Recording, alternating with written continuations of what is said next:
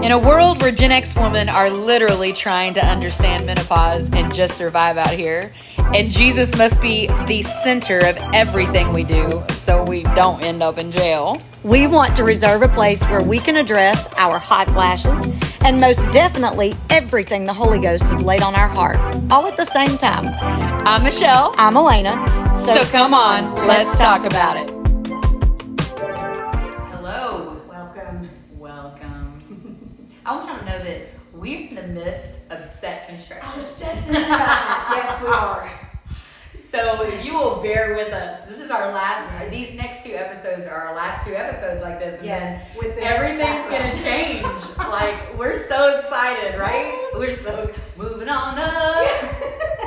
We got these fancy lights today. Yes, we do have our lights in. So we got mics coming. We got y'all. Cool backdrop coming. We feel like that we made does not look like a wooden sheet. Stop. A wooden sheet.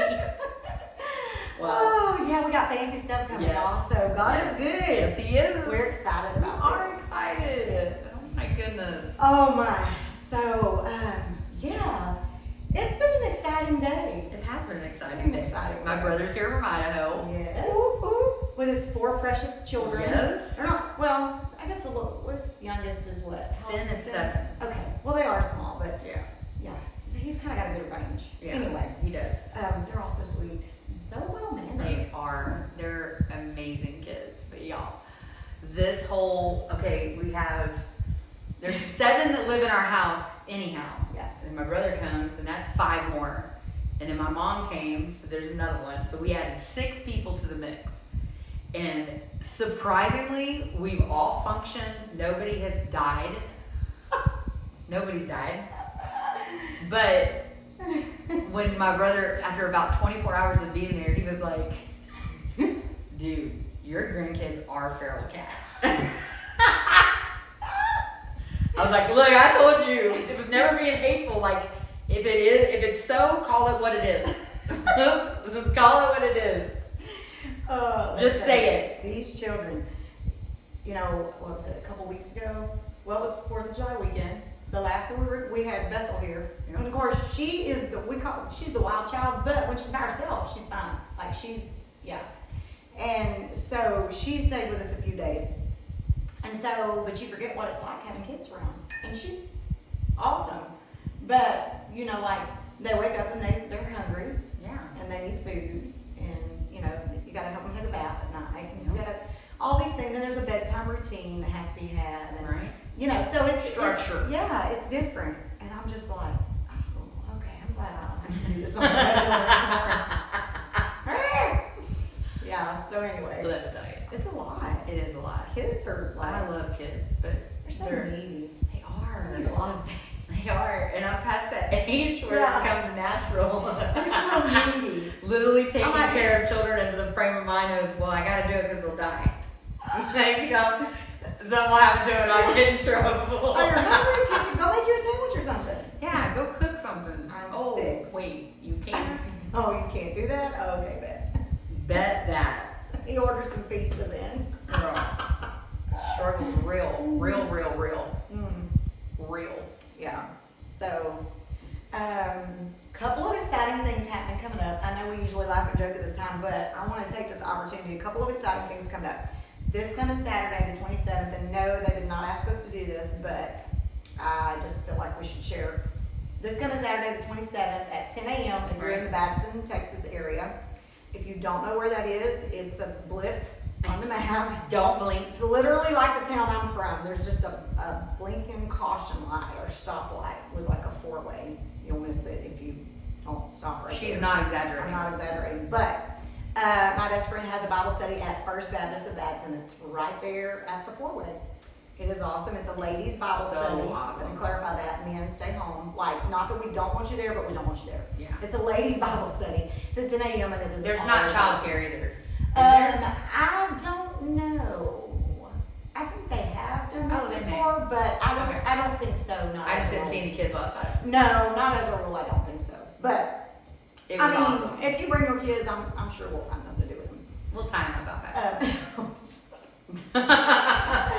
Then coming up on August 2nd, on Friday night, if you are in the Lufkin, Texas area, my sister hosts at Cornerstone Church in Lufkin. It's called Women Who Worship. And it is a women's event, and women come from all over to this. All walks, all places, all churches, if you're a woman, you're welcome, okay? It is a place where women just meet and worship.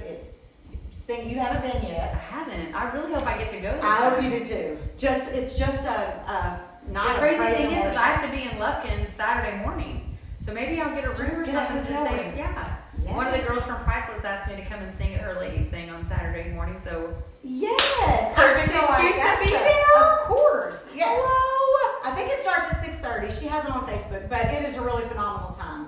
It's just women, praise and worship. There's no speaker. It's not like a conference style, service style.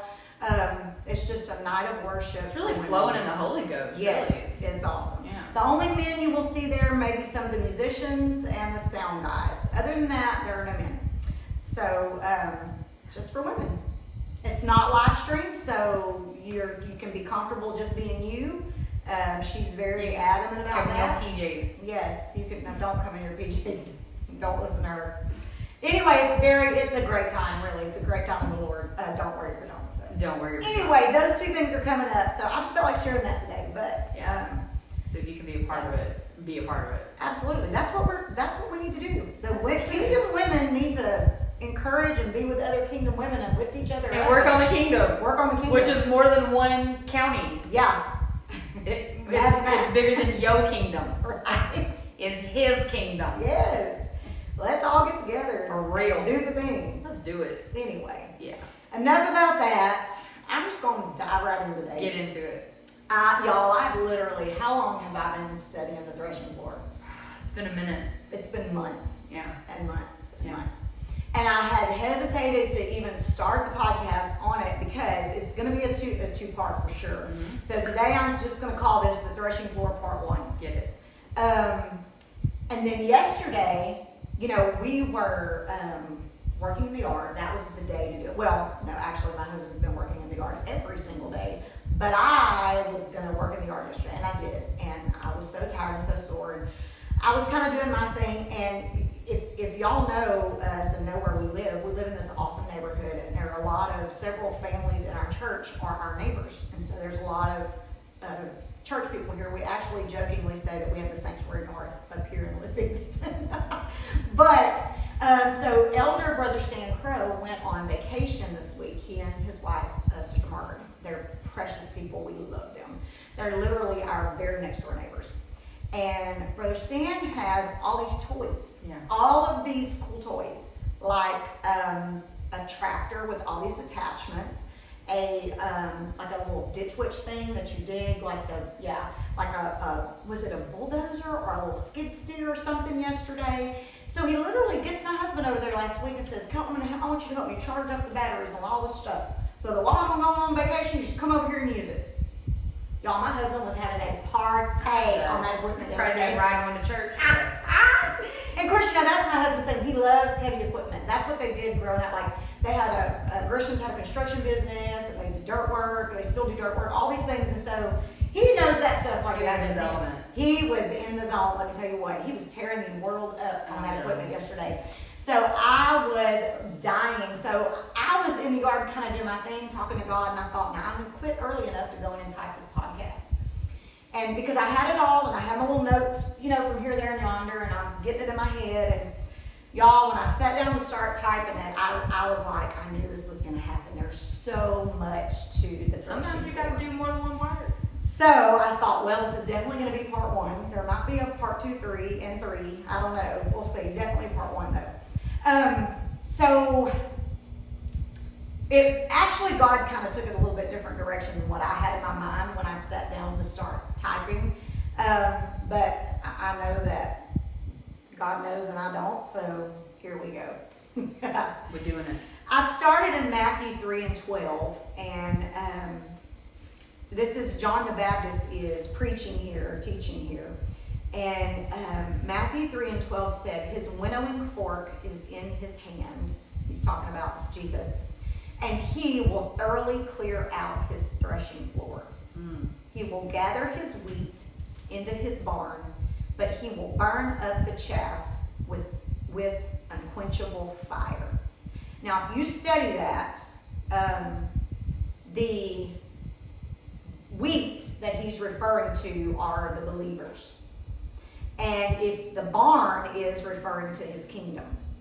And then when he's talking about he will burn up the chaff, that's the unrepentant, the people that are not repentant, the people that don't want to get right, those people. And so that got me to thinking about the threshing floor. And there are so many times that the Bible talks about the threshing floor. Yeah. And we'll get into some of them.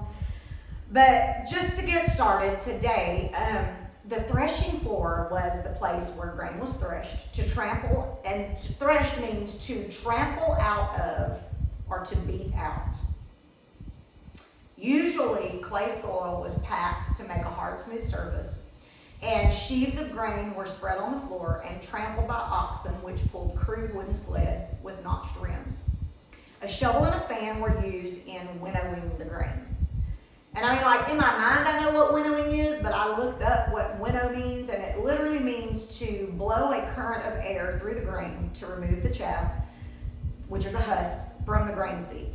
Separation is necessary to harvest the seed. Mm-hmm. So the chaff, or the husks, are the things that cover the seed up. The seed grow inside them. So the separation is necessary to harvest the grain. You cannot get the grain unless you have a threshing. That's good. Okay. So what exactly does that mean? I went to John 17:15 yesterday, and it says, I pray not that thou shouldest take them out of the world. Now, God's talking about the disciples here at this point. I pray not that thou shouldest take them out of the world, but that thou shouldest keep them from the evil. They are not of the world, even as I am not of the world. Sanctify them through thy truth. Thy word is truth. As thou hast sent me into the world, even so have I also sent them into the world. He's talking about him sending the disciples into the world. Right. For their sakes I sanctify myself, that they also might be sanctified through the truth. But listen to verse 20. Neither I pray for these alone, but for them also which shall believe on me through their word, that they all may become one, that they all may be one, as thou, Father, art in me, and I in thee, that they may also be one in us, that the world may believe that thou hast sent me. Now that kind of sounds like a tongue twister, but when you read it, basically what he's saying is he's talking about the disciples, and he's talking about they're not of the world, even as I'm not of the world. Yeah. Not saying I'm not of the world either, but sanctify them through the truth. The word is truth. Thy word, this word right here, is Right. truth. And he's talking about, I've also sent them into the world to reach others with the word. Right. And if you go to verse 20, he's talking about, I don't just pray for these alone. In other words, this prayer is not just for the disciples, but for them also which believe on me through their word. So this is for all the believers. If you're a believer, if you're filled with the Spirit, this is for us. And this is a passage about separation. The Bible says we're in the world, we're not of the world. So we are called to be separate and holy. Yeah. We are called to the threshing floor. Whether you want to agree with that or disagree, if you go to the Word, we're called to the threshing floor. Yeah. We don't like to go there. Yeah. We don't want to talk about that It's not because the comfortable. threshing floor is awkward. It's uncomfortable. It doesn't feel good. It's not a fun place to be most of the time. But we are called to the threshing floor. Yeah. We are called to allow God to trample out, if you want to put it that way, the things in us that are of the world, that are worldly, that don't belong, Yeah. that they're there and they don't need to be because this flesh wants to have its way. And we know that we've got to die daily. We've got to crucify our flesh every single day. So for lack of a better term, this sounds funny, but sometimes God has to put us on the threshing floor because we're like children. We're like petulant children, and we don't listen, and we don't do what we're supposed to do. Facts. And we don't want to take it to the Word. And so he has to get some stuff out of us. And we have to go to the threshing floor because there can be no harvest within us. There can be no harvest through us, him working through us, if there's not a separation. Right. If the chaff isn't separated and the grain doesn't come out of that, the good stuff doesn't come out of that, Yeah. then we're no good. Yeah. It's just Ineffective. Yeah, we're no good. And so when I read that passage, I thought, my goodness, we have to live in this world and we have to be in this world. There are things that we have to, but I don't want to look like and be like the world.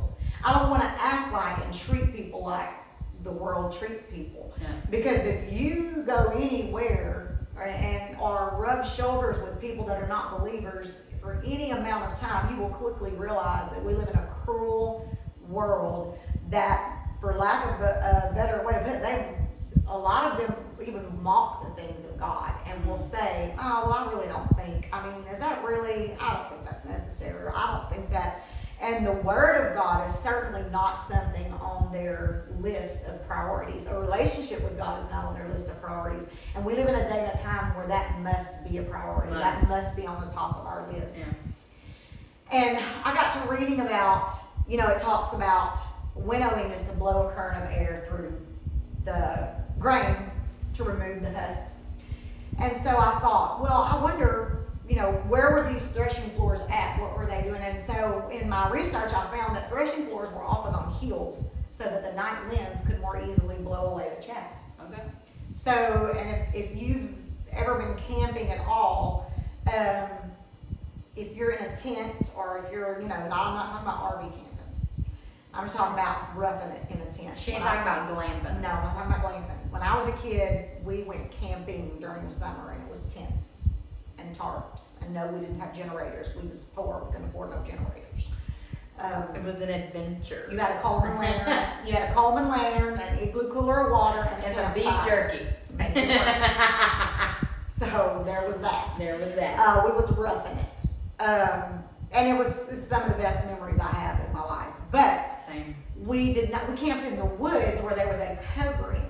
Yeah. You didn't camp out in the open, or you didn't camp on because the night wind would get cool. Yeah. And it would get, and then if it rained, you wanted to be under trees, and there was a certain amount of covering there. And I got to thinking about that. And if you're on a hillside at nighttime in anywhere but Texas, it gets cool. It gets chilly. Mm-hmm. Most of the times of the year. We like to go to Colorado, and actually we're going to go coming at the end of next month. And I love to go to Colorado during the summer here because it's cool there. Yeah. And you'll get up in the morning to go out. Yeah, and you've got to put a hoodie on. Yeah. And I love it. So those night winds come in and the temperatures drop and the winds begin to blow through that threshing floor, and it helps the separation process. Yeah. And then I got to thinking, okay, where all the places it talks about the threshing floors in the Bible. And then one of the first places I had written down was, of course, Ruth. And if you don't know the story of Ruth, go read it. She has her whole book in the Bible. She has her own book in the Bible. Or go back and watch the beginning episodes. Whenever I was in Ruth, I felt like I could never get out of it. Exactly, yes. I forgot about Esther. that.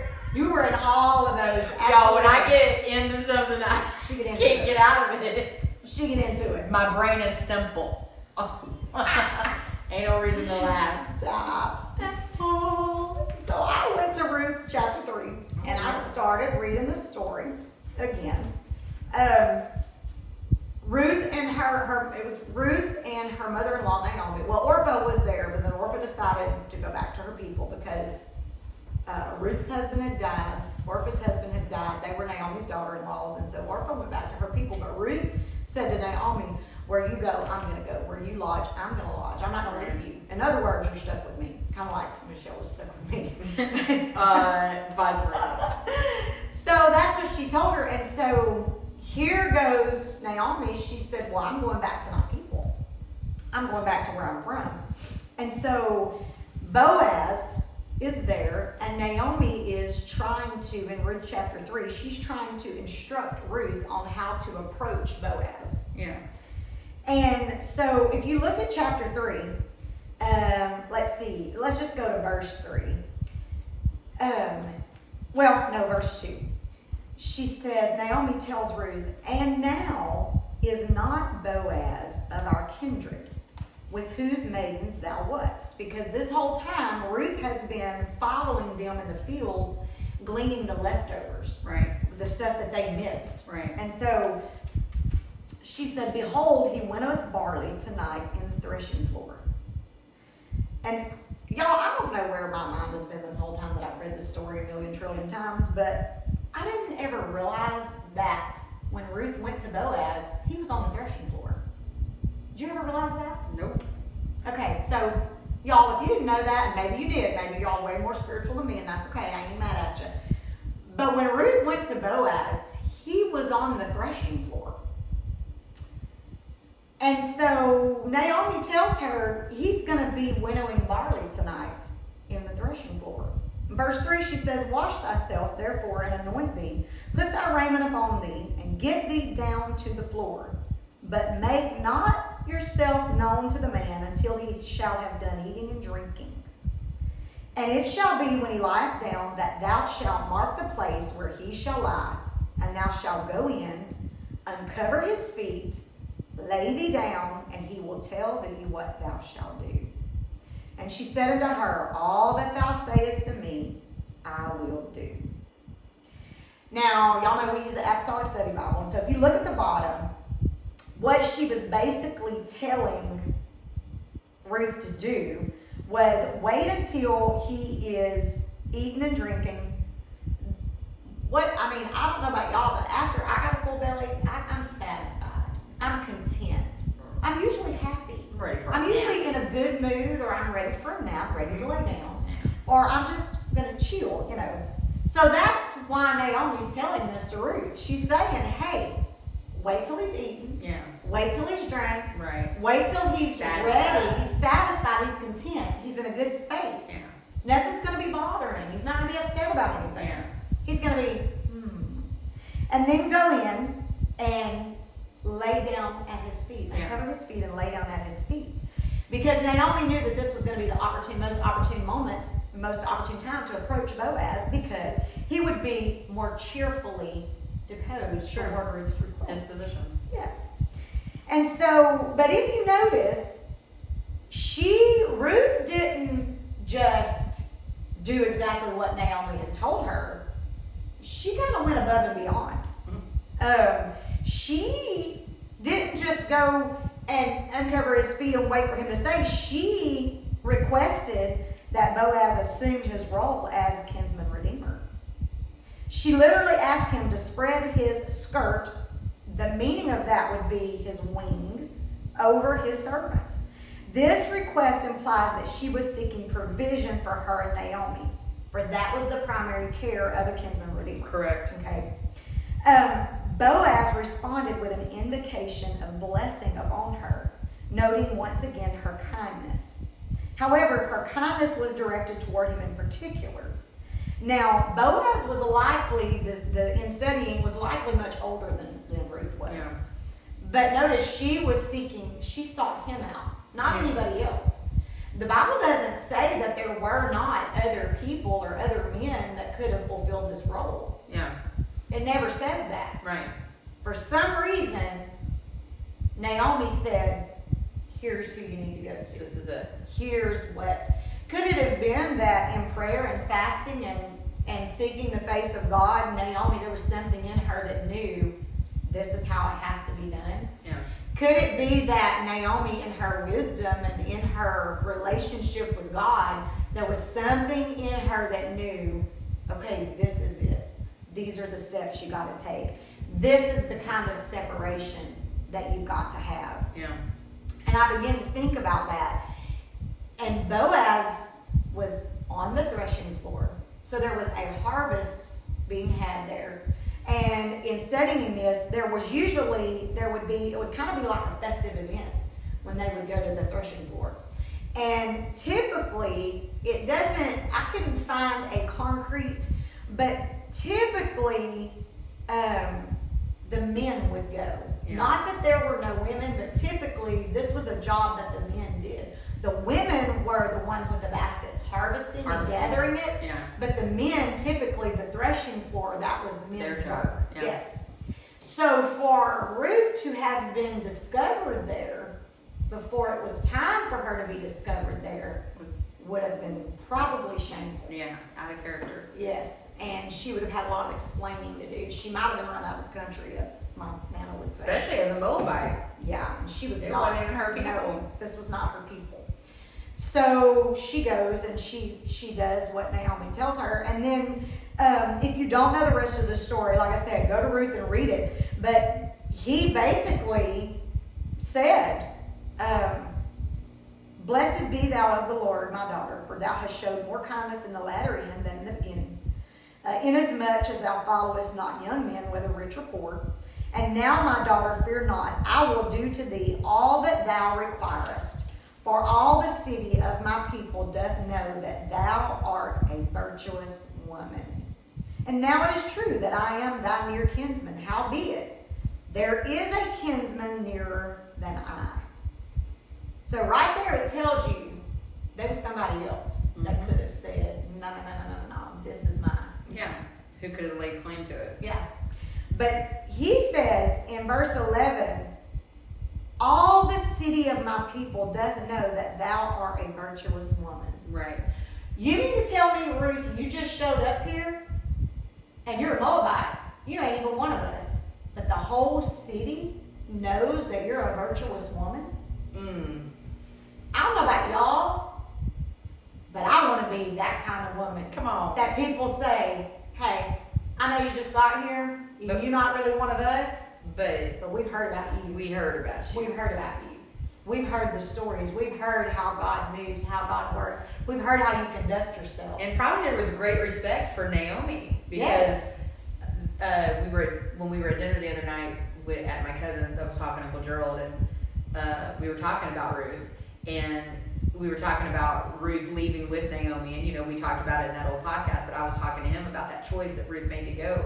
But he said Naomi held true to some things. There were some things that she would not let go of. Yeah. That obviously Ruth admired her or saw in her, that drew her in. Absolutely. And so I have to believe, with you saying this, that Naomi, there was probably also a level, what they saw in Ruth could have even connected to Naomi. Look, if you're connected to this woman, ooh, if she's willing, after her sons have died and you're a Moabite, if she's willing to travel back to Bethlehem with you and bring you to our people, well then there's got to be something. There's got to be something about you.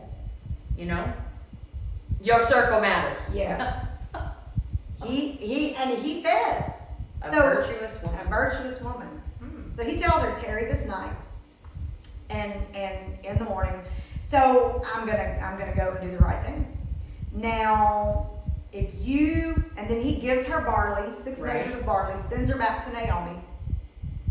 And if you go to chapter 4,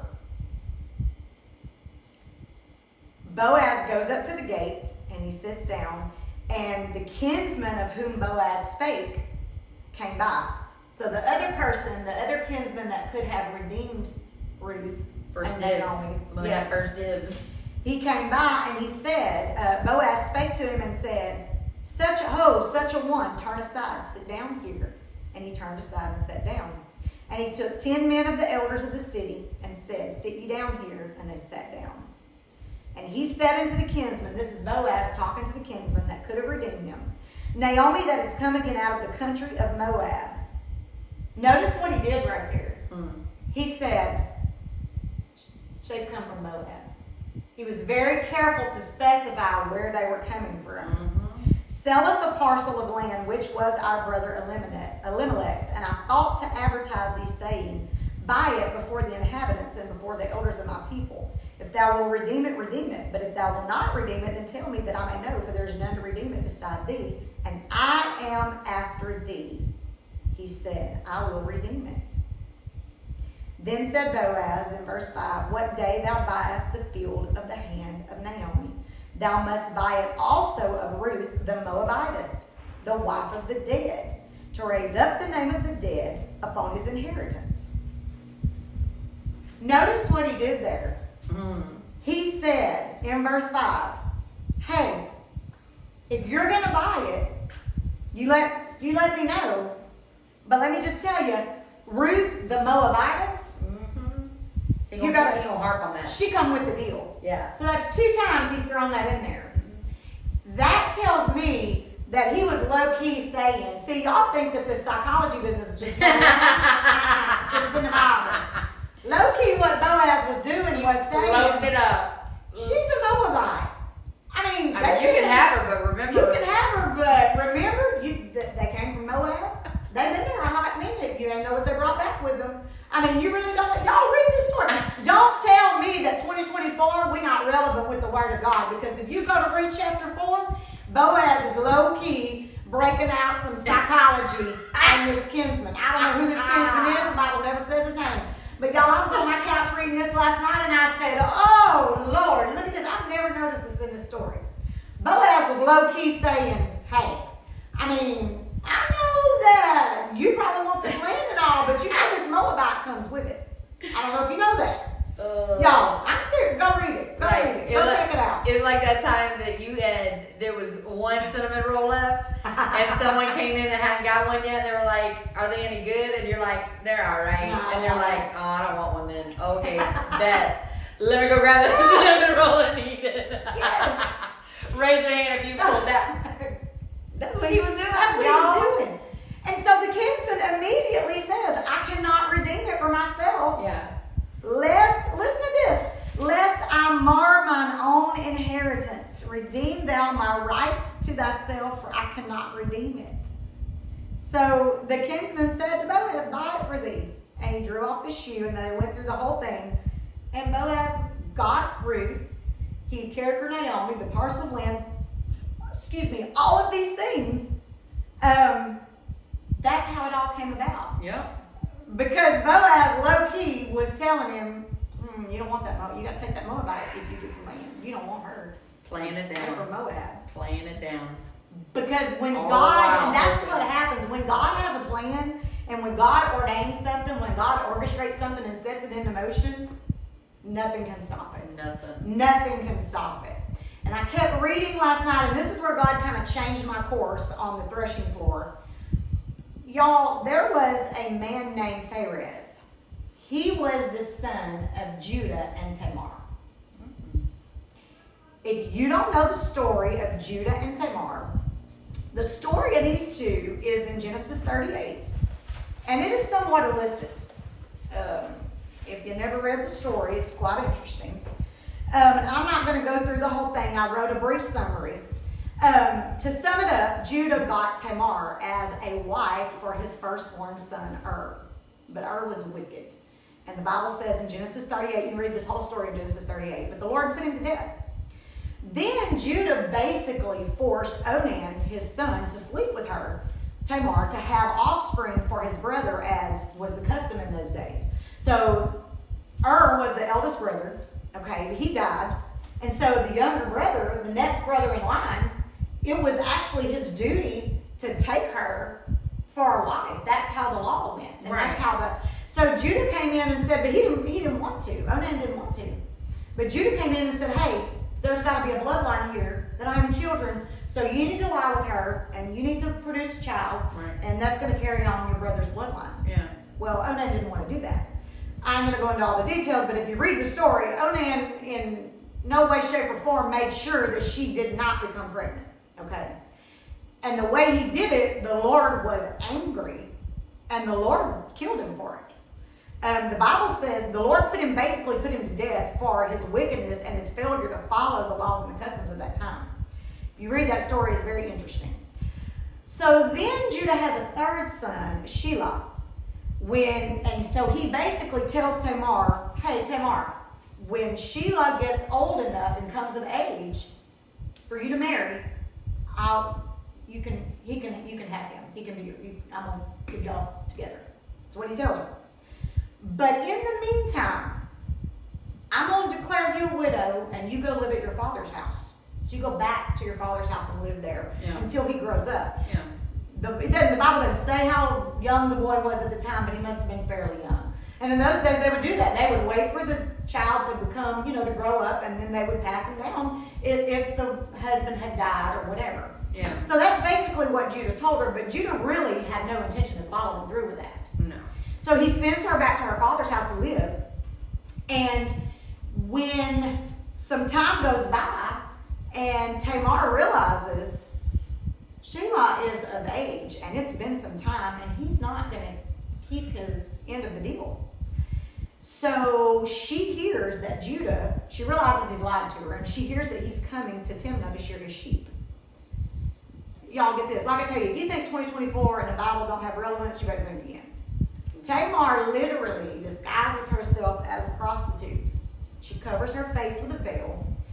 She goes and meets her father-in-law, and she sleeps with him and becomes pregnant because she wants to secure a place in that family. Go read Genesis 38. I'm not making this up. That's the story. So in the meantime, she says to him, what are you going to give me as payment? Because he thinks she's a prostitute. So he says, I will send a young goat to you. I will send the best of my flock back to you. She said, well, until you do, I want you to give me your cord and your seal and the staff in your hand, and I'll hold it till you send the goat back. When you send the goat back, I'll return it to you. Keep in mind, he thinks she's a prostitute. So they do their thing. She becomes pregnant. They part ways. He goes back, and he sends one of his servants with the goat. Well, he goes down to the place where all the prostitutes should be and say, hey, where's this? And they're like, ain't nobody here like that. Who she is. So he looks for her and cannot find her. So he goes back to Judah. I'm telling you, this is in the Bible. You can't make it up. He goes back to Judah and says, hey, I couldn't find her. They said there's nobody there. And Judah said, well, I held up my end of the bargain. It's not my fault. I did try to pay. I was good at my word. I sent my payment. That'd be the first time he was good at his word, but he was good at his word. So then she says she's pregnant. She ends up being pregnant with twin boys, okay? So then she comes and they send word to Judah, your daughter-in-law has been accused of prostitution. And the wheels start clicking. And so he goes and, y'all read the story. I don't have time to go into it all. Long story short, she comes out with the staff, the cord, and the seal and says, this is the man that fathered these children. How else would I have your cord and your seal and your staff? Okay, Maury Povich. Okay. You are the father. So, this is what happens. So, he's got a choice to make in that moment. He allows her to live. And she gives birth to these twin boys. Okay? Y'all, this is good stuff. Their names are Perez and Zerah. When they were being born, the nurse, one of them stuck his hand out and they tied a red cord around his hand, right, or his foot, I forget which it was. But before that one could be born, the other one came out first. So they named them Perez and Zerah, and their names are significant in that. And let's see, it says, it breaks down the meanings of them in here. Anyway, it means to break out is basically what it means. And so, jailbreak. Yeah, I'm trying to find it now. I didn't write that part down, but that's basically what it means. And so she has these boys, and so if you trace it on back, and so that affair was illicit enough in itself. There's a whole story there, but y'all, can y'all imagine all the generational mess and junk that came along with that? Can you imagine all of yeah. Guess who Boaz was a descendant of? Yes. Yes. Judah. What? Perez was Judah's son. And Perez was Boaz's dad. So Boaz comes from all of this twisted mess of a plot of a family. So his mom is Rahab, correct? So that would have been his dad. Yes. Girl, yes. The plot. Rahab. But here's what I found interesting, and I'm gonna stop here because y'all knew this was gonna be a lot. It's a lot to unpack. What color was the cord that Rahab let down out of her window? There was a red cord that was tied to the twin that tried to come out first, but his brother beat him to it. Okay, so that's a whole nother episode in itself. Go study that. But the fact that Boaz approached Ruth the way he did and responded to her the way he did, let me just tell y'all something. You cannot convince me that in those moments on that threshing floor, when he was laying there content and quiet and all was right in his world, and Ruth was the best kind of whirlwind that he never saw coming. Right. When he, in those moments on that threshing floor, when she came and laid down at his feet and did exactly what Naomi told her to do and did it all just right, that in those moments, all that generational junk and all that stuff that came from those parents and Judah and Tamar and the sons and the twins that were fighting to get out of the womb, all of that stuff, God said, oh, okay, Bet, I'm about to reverse some of this stuff off of you.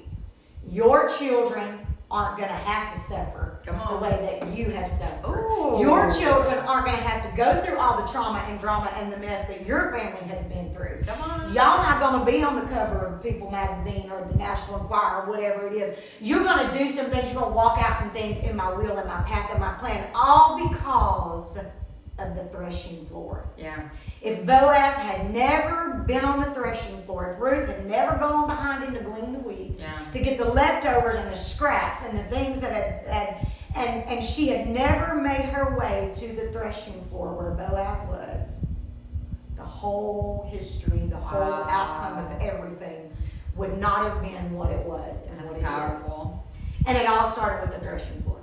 And a Moabite woman that said, hey, mom-in-law, I don't understand all of this, but wherever you go, I'm going.